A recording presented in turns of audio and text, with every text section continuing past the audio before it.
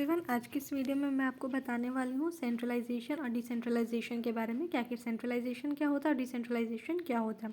तो वीडियो के अंत तक बने रहें ताकि इस टॉपिक से रिलेटेड आपके जितने भी डाउट्स हैं सारे क्लियर हो सके। तो चलिए वीडियो स्टार्ट करते हैं। सबसे पहले बात करते हैं सेंट्रलाइजेशन क्या। आखिर सेंट्रलाइजेशन जो है वो होता क्या है। तो कोई भी ऑर्गेनाइजेशन को हम लोग कब बोल सकते हैं कि वो सेंट्रलाइज्ड है, जब जो डिसीजन मेकिंग पावर होगा वो क्या होगा, सिर्फ टॉप लेवल के पास होगा।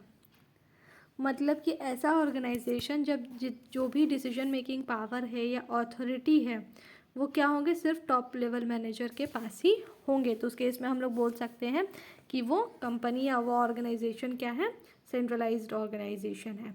सेंट्रलाइजेशन का मतलब ये होता है कि जो पावर है या जो अथॉरिटी है वो सिर्फ कुछ ही लोगों के हाथ में होते हैं।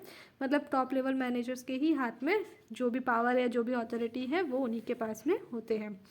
नेक्स्ट है डिसेंट्रलाइजेशन। अब डिसेंट्रलाइजेशन क्या होता है। डिसेंट्रलाइजेशन का मतलब होता है जहाँ पे अथॉरिटी जो है वो अलग अलग लेवल्स ऑफ मैनेजमेंट में डिस्ट्रीब्यूट किए गए हैं। सिस्टमैटिक एंड इवन फॉर्म में डिस्ट्रीब्यूशन हुआ है। तो डिसेंट्रलाइजेशन में हम लोग बोल सकते हैं कि एम्प्लॉय जो अलग अलग लेवल पे काम कर रहे हैं उनमें क्या हो जाता है, अथॉरिटी कुछ कुछ उन लोगों को दिया जाता है। तो डिसेंट्रलाइजेशन जो है वो एक ऐसा पॉलिसी मैटर बोल सकते हैं या मैनेजर का एक ऐसा प्लान होता है जो कि एडवांस में किया जा सकता है।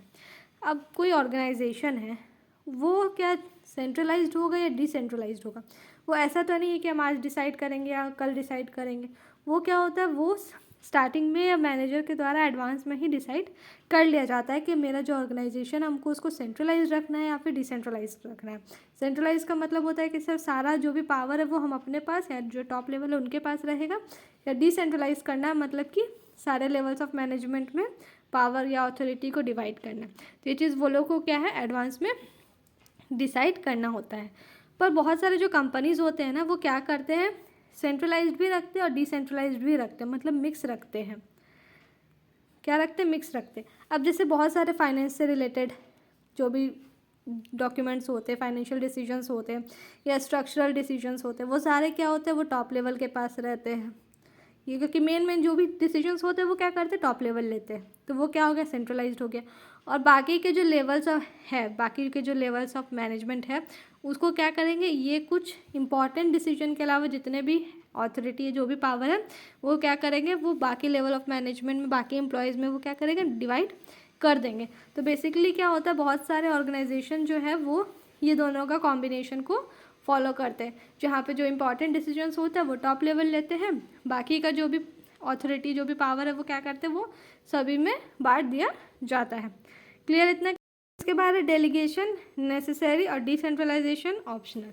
अब इसका मतलब क्या होता है कि जो डेलीगेशन होता है ना वो क्या होता है, हर ऑर्गेनाइजेशन के लिए नेसेसरी होता है। अब वो कैसे नेसेसरी होगा, अब मैनेजर जो है वो सारा काम अकेले तो कर नहीं सकता, इसलिए वो क्या करता है, अपना काम को अपने एम्प्लॉयज़ को बांट देता है। अब रिस्पॉन्सिबिलिटी बांटा है तो जाहिर सी बात है उसके साथ कुछ अथॉरिटी भी देगा, तभी ना काम इफेक्टिवली एफिशिएंटली हो पाएगा। इसलिए बोल रहे डेलीगेशन जो है वो नेसेसरी होता है, क्योंकि अगर आप कोई एम्प्लॉय को काम करने दिए, कोई रिस्पॉन्सिबिलिटी अपना दिए हैं, तो उस केस में क्या होगा, आपको तो अपना कुछ अथॉरिटी भी देना पड़ेगा। मतलब कि जो मैनेजर होता है वो अपने इमीडिएट सबऑर्डिनेट को क्या करता है, रिस्पॉन्सिबिलिटी के साथ अथॉरिटी भी दे देता है। अब बात करते हैं डिसेंट्रलाइजेशन के बारे में। तो डिसेंट्रलाइजेशन क्या होता है, ये ऑप्शनल है, क्योंकि बहुत सारे ऐसे ऑर्गेनाइजेशन होते हैं जो क्या करते हैं, सारा डिसीजन जो है वो टॉप लेवल के पास रहे ऐसा वो डिसाइड करते हैं, मतलब सेंट्रलाइजेशन ही चाहते हैं वो अपने ऑर्गेनाइजेशन। बहुत सारे ऐसे भी होते हैं जो डिसेंट्रलाइजेशन चाहते हैं, तो वो कम्प्लीटली ऑप्शनल होता है। वो कंपनी या ऑर्गेनाइजेशन पे डिपेंड करता है कि आखिर वो चाहते क्या है। अगर वो चाहते हैं कि डिसेंट्रलाइजेशन हो तो वो वैसा रख सकते हैं, अगर वो चाहे सेंट्रलाइजेशन होना तो वो वैसा रख सकते हैं। तो जो डेलीगेशन होता है वो क्या होता है, काम को इफेक्टिवली और एफिशिएंटली कराने के लिए होता है। डेलीगेशन मतलब क्या होता है कि अथॉरिटी और रिस्पॉन्सिबिलिटी हम लोग क्या किए हैं, अपने मैनेजर को, अपने जो सबऑर्डिनेट है, अपने से जो एम्प्लॉय है उसको क्या करते हैं, रिस्पॉन्सिबिलिटी अथॉरिटी के साथ दोनों को इक्वली देते, रिस्पॉन्सिबिलिटी के अकॉर्डिंग क्या करते हैं, अथॉरिटी देते हैं, ताकि काम जो है वो इफेक्टिवली और एफिशिएंटली हो सके। तो ये क्या है, ये ज़रूरी हो जाता है। पर आज के अगर हम लोग प्रेजेंट एरा में देखें जहाँ लिबरलाइजेशन है, ग्लोबलाइजेशन है, तो वहाँ पे क्या होता है, डिसीजंस हम लोग को फास्ट लेना पड़ता है, फास्ट डिसीजन चाहिए, क्विक डिसीजन चाहिए। उस केस में क्या होगा, अगर डिसेंट्रलाइजेशन होगा तो क्या होगा, काम बहुत अच्छी तरह से हो पाएगा। पर फिर भी क्या है, बहुत सारे ऐसे ऑर्गेनाइजेशन है जो आज भी फुल्ली डिसेंट्रलाइजेशन नहीं है, डिसेंट्रलाइज्ड नहीं है। पर ये मैटर ऑफ चॉइस है, जो टॉप लेवल मैनेजमेंट पे डिपेंड करता है। वो अगर करना चाहे तो वो कर सकते हैं, अदरवाइज ना भी करें। नेक्स्ट है इंपॉर्टेंस ऑफ डिसेंट्रलाइजेशन। आखिर डिसेंट्रलाइजेशन का क्या क्या इंपॉर्टेंस होता है। सबसे पहला, डेवलप इनिशिएटिव अमंग सबऑर्डिनेट। मतलब क्या है कि जो अथॉरिटी है वो क्या होता है, पास होता है मिडिल लेवल में भी और लोअर लेवल में भी। तो वो क्या दिखाता है, वो दिखाता है ट्रस्ट, दिखाता है फेथ, दिखाता है टॉप लेवल ऑफ मैनेजमेंट का। जिससे क्या होगा कि जो सबऑर्डिनेट है उसमें क्या होगा, मोटिवेट होंगे। वो जो एम्प्लॉयज़ है वो क्या होंगे, मोटिवेट होंगे। उनको लगेगा कि हाँ, मेरे जो मैनेजर है या मेरे जो सीनियर है वो क्या करते हैं, मेरे पे भरोसा रखते, तभी वो मेरे को क्या किया, अथॉरिटी दिए है इतना। तो उससे क्या होगा, इससे इनिशिएटिव बढ़ेगा, इससे जो सबऑर्डिनेट है वो और ज़्यादा अच्छा से काम कर पाएंगे। वो उस काम के लिए जो भी डिसीजन लेना होगा, जो भी इंपॉर्टेंट डिसीजन लेना होगा, वो क्या कर सकते हैं, वो डिसीजन अपने मन से वो ले सकते हैं। Develop managerial talent for future. अब क्या हो रहा है कि हम अथॉरिटी भी दे दिए, रिस्पॉन्सिबिलिटी भी दे दी सारे को, सारे लेवल ऑफ मैनेजमेंट को। तो उस केस में क्या होगा, रिस्पॉन्सिबिलिटी दी अथॉरिटी के साथ सबको, तो उस केस में जो एम्प्लॉय होगा वो क्या करेगा, सारा काम खुद से करेगा। उसके ऊपर क्या होगा, बर्डन आएगा कि नहीं, हमको ये रिस्पॉन्सिबिलिटी मिला है, ये काम हमको करना है। तो उस केस में क्या करेगा, वो अपना पूरा क्रिएटिविटी लगाएगा, पूरा अपना दिमाग लगाएगा, जिससे कि वो क्या हो सके, उस काम को अच्छी तरह से कर सके।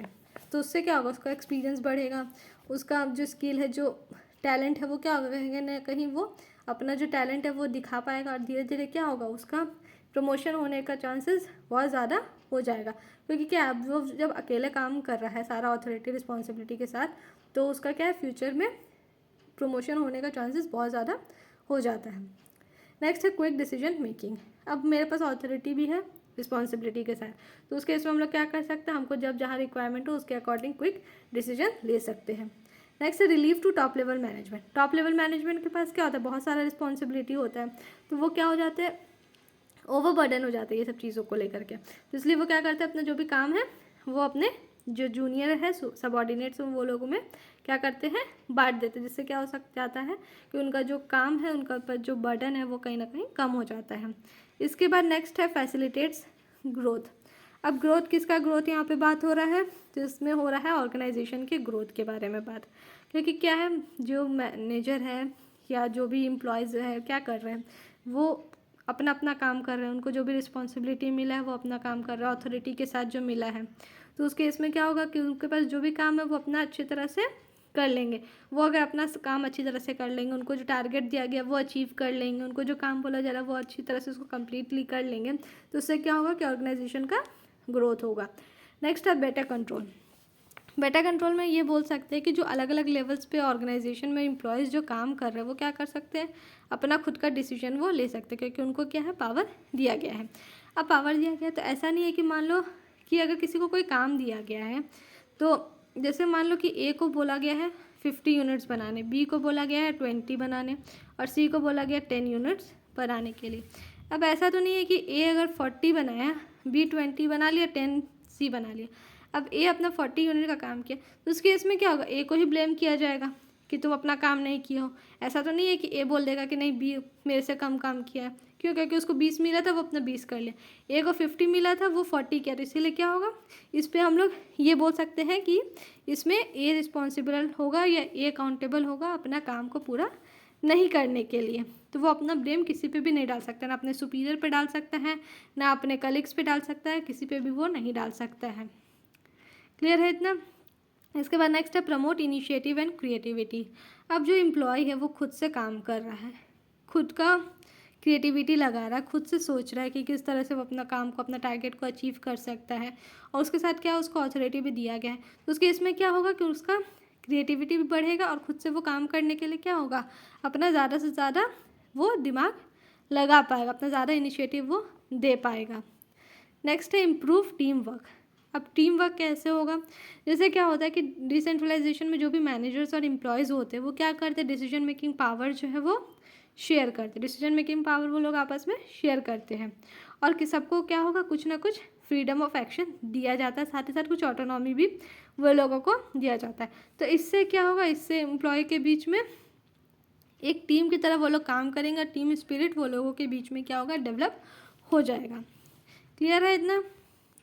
अब इसके बाद नेक्स्ट है difference between delegation and decentralisation. आखिर डेलीगेशन और डिसेंट्रलाइजेशन के बीच में डिफरेंस होता क्या क्या है? तो अगर हम लोग स्कोप की बात करें, किसकी बात करें? स्कोप की।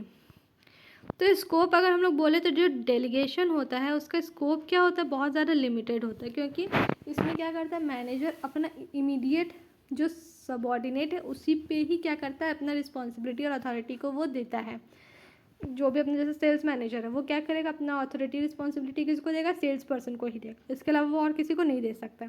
पर डिसेंट्रलाइजेशन में क्या होता है, जो टॉप लेवल ऑफ मैनेजर होते हैं, टॉप लेवल मैनेजमेंट होते हैं, वो क्या करते हैं मिडिल लेवल और लोअर लेवल ये दोनों में ही अथॉरिटी और जो भी है वो पहले से ही बांट दिए जाते हैं। नेक्स्ट बात करते हैं इसके सिग्निफिकेंस की। आखिर क्या सिग्निफिकेंस होता है? तो जो डेलीगेशन होता है ना वो एक इम्पॉर्टेंट फंक्शन होता है, पर क्या होता है कि ये रूटीन फंक्शन हो जाता है, क्योंकि क्या अब डेली नया काम आ रहा है तो डेली क्या होता है मैनेजर को काम अपना देना पड़ता है अपने एम्प्लॉय को, और उसी के अकॉर्डिंग क्या है अथॉरिटी भी देना पड़ता है। पर डिसेंट्रलाइजेशन में ऐसा नहीं है। डिसेंट्रलाइजेशन ये एक वन टाइम डिसीजन है, जो कि क्या होगा कि एक बार जो टॉप लेवल मैनेजमेंट जो है वो डिसीजन ले लिया कि किसके पास कितना अथॉरिटी रहेगा, वो क्या होता है पहले से ही डिसाइड हो जाता है। उसको ऐसा नहीं कि डेली डेली उसमें चेंजेस लाया जाता है। और साथ ही साथ ये भी बोल सकते हैं कि वो टॉप लेवल पे ही डिपेंड करता है कि वो डिसेंट्रलाइजेशन चाहते हैं या फिर सेंट्रलाइजेशन चाहते हैं। नेक्स्ट है फ्रीडम ऑफ एक्शन।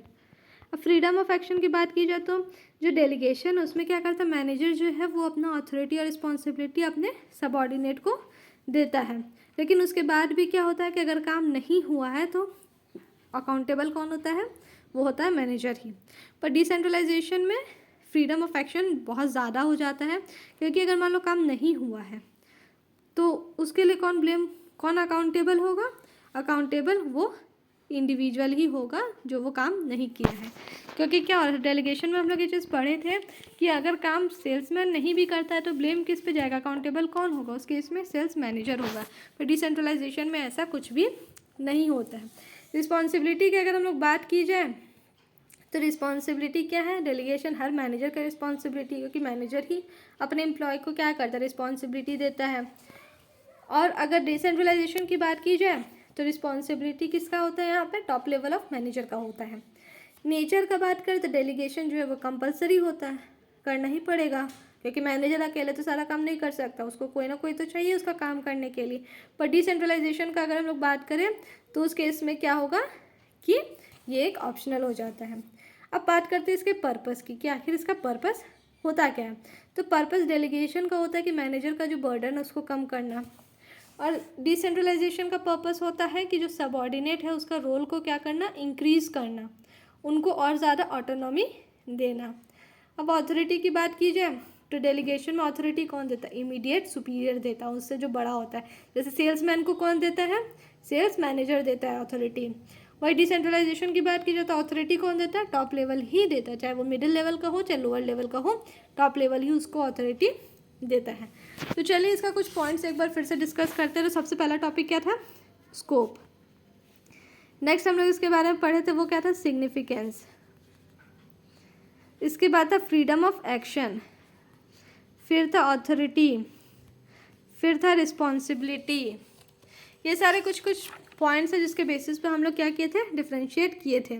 इसके बाद है पर्पस, और लास्ट हम लोग इसके में बात किया था नेचर के बेसिस पे।